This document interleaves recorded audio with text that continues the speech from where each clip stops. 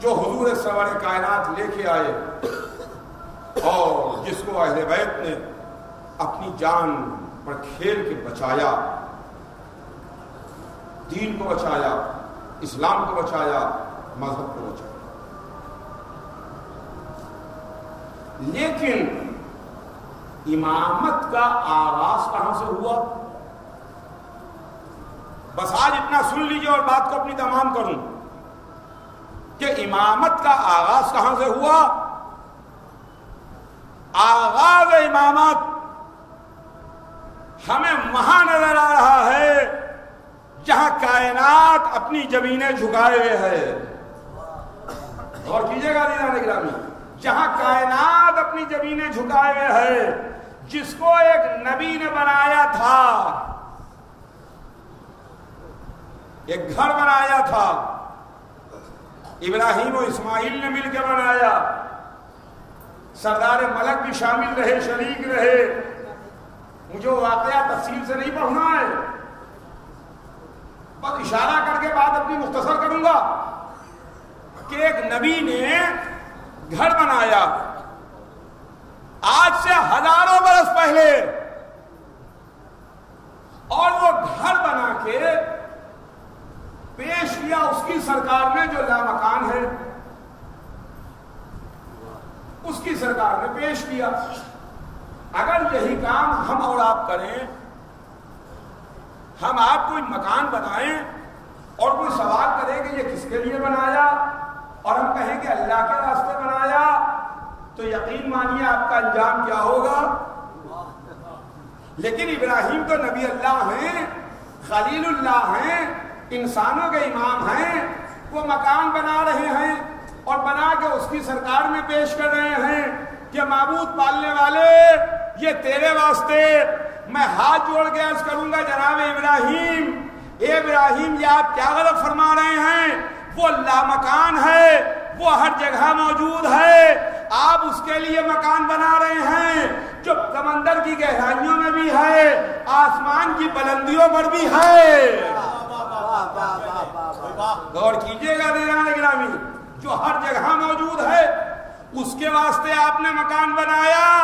شاید ابراہیم کا جواب آئے کہ میری بات سمجھو تو صحیح، ابھی دیکھو تو صحیح ہوتا کیا ہے. مکان بنا دیا اور مکان بنا کے پیش کیا. اچھا، جس کے واسطے مکان بنایا، پیش کیا، اس نے اس کو ایکسپٹ بھی کر لیا، قبول بھی کر لیا، اور یہ کہہ دیا کہ ہاں یہ میرا گھر ہے، بیتی کہہ کے اس کو منظور کر لیا کہ ہاں یہ میرا گھر. تو اب ہماری حیرت کی اور انتہا نہ رہی کہ لامکان کے واسطے ابراہیم جیسا نبی مکان بناتا ہے اور وہ لامکان بھی کہہ رہا ہے کہ ہاں میرا گھر. غور کیجئے گا، وہ لامکان بھی کہہ رہا ہے ہاں میرا گھر. ہم بڑے پریشان ہوئے کہ یہ چکر کیا ہے، یہ معاملہ کیا ہے جو ہر گھر میں ہے، ہر مکان میں ہے، ہر سینے میں ہے، ہر دل میں ہے، ہر رگے گردن سے زیادہ قریب ہے. اس کے واسطے ہماری حیرت کی انتہا نہ رہی. مگر ہم تاریخ میں بیٹھے ہوئے دیکھتے رہے کہ یہ معاملہ کیا ہے. ابراہیم مکان بنا کے چلے گئے، اس نے کہہ دیا کہ ہاں یہ میرا مکان. دن گزرتے گئے، سال گزرتے گئے، زمانہ گزرتا گیا، وقت گزرتا گیا. ایک دن وہ بھی آیا کہ جب ہم نے دیکھا کہ ایک بی بی آہستہ آہستہ قدم بڑھاتی ہوئی کعبے کی طرف جا رہی ہیں. آہستہ آہستہ قدم بڑھاتی ہوئی کعبے کی طرف جا رہی ہیں، اور وہ خانے کعبہ کے دروازے پر نہیں آئیں، پشت خانے کعبہ پر گئیں، اور پشت خانے کعبہ پر جا کے انہوں نے اپنے شکم کو دیوار کعبہ سے مس کیا اور دعا مانگی. دعا تاریخ کے سینے میں محفوظ ہے، تاریخ میں اٹھا کے دیکھ لیجئے گا، وقت نہیں ہے جو عرض کروں، تاریخ کے سینے میں محفوظ ہے.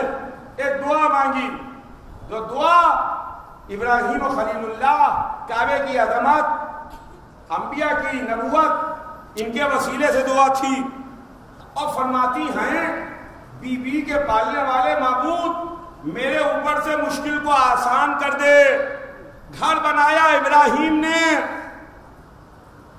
اللہ نے اس کو منظور کیا، اور کسی ایک دن بھی یہ اعلان نہیں ہوا کہ میرے بندوں آج کے دن میں کعبے میں آؤں گا، آ کے ہماری زیارت کر لینا۔ توجہ چاہوں گا ایسا کسی دن نہیں ہوا کہ اللہ میاں کے آنے کا جشن کعبے میں ہوا ہو، کہ آج اللہ میاں کے دیدار کعبے میں ہوں گے، مگر ہماری حیرت کی انتہا نہ رہی جب ہم نے دیکھا کہ بی بی جب پشت کعبہ پر آئیں تو کعبے نے نیا در کھول دیا، کعبے نے استقبال کیا، کعبے نے اپنے اندر بلا لیا۔ اب پتہ چلا بنایا کسی نے تھا، انتظام کسی کے لیے ہوا تھا۔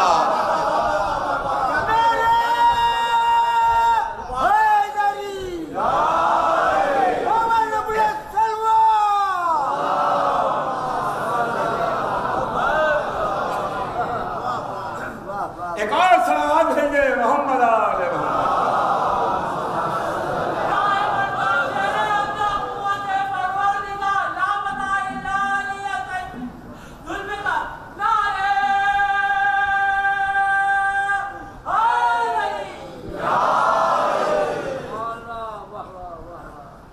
معبود پالنے والے، یہ ہے کیا ماجرا؟ حضرت ابراہیم یہ ہے کیا معاملہ؟ شاید جواب پروردگار آئے کہ بے شک ابراہیم نے مکان بنایا میرے واسطے، میرے لیے، میں نے اس کو منظور بھی کر لیا، مگر ہاں ایک بندہ ضرور آئے گا، جو ہوگا تو بندہ، مگر بندہ ایسا ہوگا جس کی آنکھیں عین اللہ، نفس اللہ، چہرہ وجہ اللہ، زبان لسان اللہ۔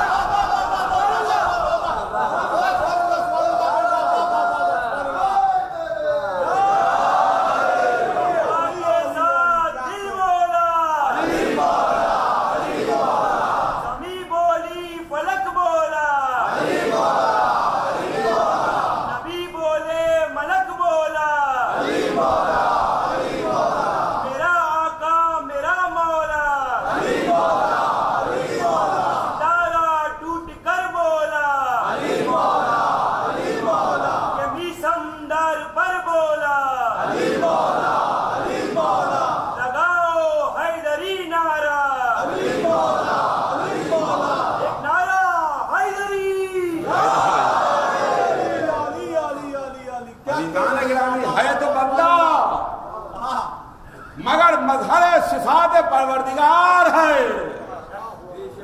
تو بندہ، ہے تو بندہ، مگر ایسا بندہ ہے کہ اللہ جب شب معراج اپنے حبیب سے گفتگو کرتا ہے تو لہجہ اسی کا ہوتا ہے، ہاتھ اسی کا جیسا۔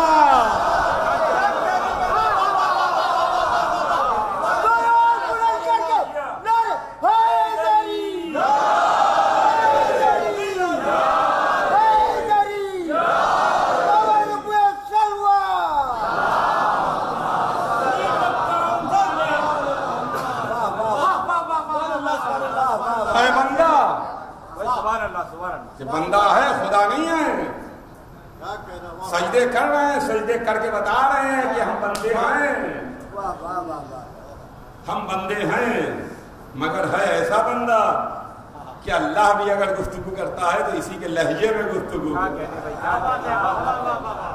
لہجہ اسی کا ہوتا ہے، انداز اسی کا ہوتا ہے، آواز اسی کی ہوتی ہے۔ بس عزیزان گرامی، انشاءاللہ کل اس سلسلے کو اپنے آگے بڑھاؤں گا۔ آج بس بات یہیں پر تمام ہو رہی ہے کہ ہم ان دنوں میں رونے کے واسطے آئے ہیں، گریے کے واسطے آئے ہیں، عزاداری کرنے کے واسطے ہیں۔ اور عزیزان گرامی، یہ صرف اور صرف آپ حضرات کی محبت اور اس منبر کی محبت، بمبئی والوں کی محبت، جو والد مرحوم کو 58 برس یہاں کھینچ کے لائے، انہوں نے پہلے 10 دنوں میں بمبئی نہیں چھوڑا، اس منبر کو نہیں چھوڑا۔ فرماتے تھے کہ یہ ایک مشن ہے، میں اپنے اس مشن کے اوپر جا رہا ہوں، میرا مشن تبلیغ کرنا ہے، میرا مشن فضائل اہل بیت کو نشر کرنا ہے، میرا مشن حق زہرا بیان کرنا ہے، میرا مشن عقائد کے سلسلے میں ہے۔ 58 برس اس منبر سے انہوں نے خطاب کیا، اور ان کے انتقال کے بعد 3 برس تک اسی راہ پر، اسی جذبے کے ساتھ میرے چچا مرحوم خطیب العرفان مولانا مرزا محمد اشفاق صاحب گامزن، لیکن بہرحال ہم دونوں بھائیوں کی کوششیں ہوئے، اور بارگاہ اہل بیت میں، بارگاہ عظمت پناہ میں دعا بھی یہی ہے کہ ہم بھائی بھی اسی طریقے سے، اسی جذبے کے ساتھ ویسے ہی خدمت ادا کرتے رہیں جس طریقے سے میرے والد و میرے چچا کرتے رہے، اور آپ حضرات سے بھی ہم اسی کی دعا کے طلبگار ہیں، طالب ہیں، اسی دعا کے طالب ہیں کہ آپ حضرات بھی ہمارے واسطے یہ دعا کریں کہ جتنا زیادہ سے زیادہ ہو سکے ہم حق اہل بیت بیان کر سکیں، اس لیے کہ منبر اس واسطے نہیں ہے کہ ادھر ادھر کی باتیں کی جائیں۔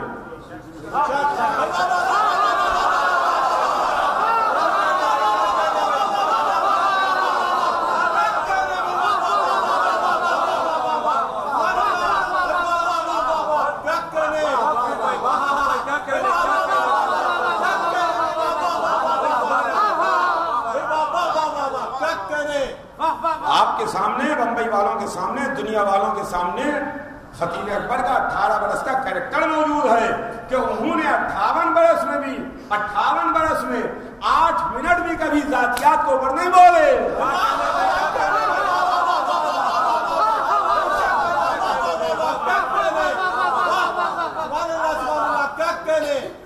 کتنے بیمار ہوئے، بار بار سرجری ہوئی، اس کے بعد انہوں نے مجلس پڑھی، ہاتھ ٹوٹا، میں اس کا گواہ ہوں، سارے ممبر عرض کر رہا ہوں، ڈاکٹر سے زبردستی کرا کے پلاسٹر کٹوا کر کے آئے، آگے مجلس کو خطاب کیا۔ یہاں چند برس پہلے دن بھر برج کینڈی اسپتال میں ایڈمٹ رہتے تھے، ڈاکٹر کے پاس رہتے تھے، اور شام کو آ کر یہ مجلس پڑھتے تھے 102 بخار میں، مگر کبھی مجمع کو شروع نہیں ہونے دیا، اس لیے کہ یہ فرماتے تھے کہ یہ ذاتی معاملہ ہے، یہ اہل بیت کا معاملہ ہے۔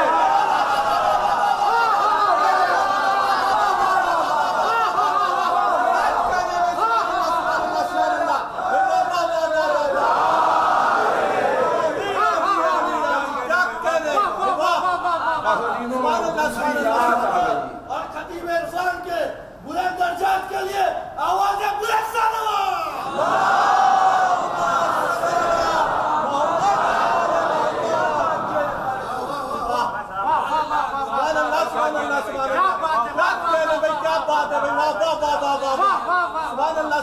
سبحان اللہ، کیا بات ہے۔ آج دوسری رات آ گئی، آپ رونے کے واسطے جمع ہیں، آپ آنسو بہانے کے واسطے جمع ہیں، آپ گریے کے واسطے جمع ہیں، فاطمہ زہرا کو ان کے لال کا پرسہ دینے کے واسطے جمع ہیں۔ ہاں یہ دوسری رات ہے، دوسری تاریخ حسین کربلا کی سرزمین پر پہنچ گئے۔ وہ قافلہ جو 28 رجب سن 60 ہجری کو مدینے سے چلا، وہ مکے میں آ کے ٹھہرا، اس لیے کہ مکہ امن کی جگہ تھی، مکہ جائے امن ہے، لیکن جب حاجی لباس احرام میں خنجر چھپا کے آئے، قاتلوں کے بھیس بدل کے حاجی آئے جن کے لباسوں میں خنجر چھپے ہوئے تھے، جو بظاہر احرام باندھے ہوئے تھے، مگر ان کے دل، ان کی نیتیں محمد کے نواسے کو شہید کرنے کے واسطے تھی۔ تو حسین نے محسوس کیا اور یہ کہتے ہوئے مکہ چھوڑ دیا کہ مجھے موت گوارا ہے، مگر یہ گوارا نہیں ہے کہ حدود حرم کے ایک بالش اندر قتل کیا جاؤں۔ مجھے موت سے ڈر نہیں لگتا، حدود حرم سے ایک بالش باہر نکل کے مجھے قتل ہونا گوارا۔ حسین نے 8 ذوالحجہ کو مکہ چھوڑا اور دوسری محرم کو حسین کربلا آ گئے۔ ایک کربلا کی زمین مبارک، کربلا کی زمین تجھے صبح قیامت تک تمام زمینوں سے ممتاز کرنے والا آ رہا ہے۔ صبح قیامت تک جو تجھے تمام زمینوں سے افضل کرے گا وہ آ رہا ہے، حسین آ رہے ہیں۔ ایک کربلا کی زمین، اس زمین پر تیرے سینے پر 72 لاشیں دفن ہوں گی۔ ایک کربلا کی زمین، ذرا خیال رکھنا،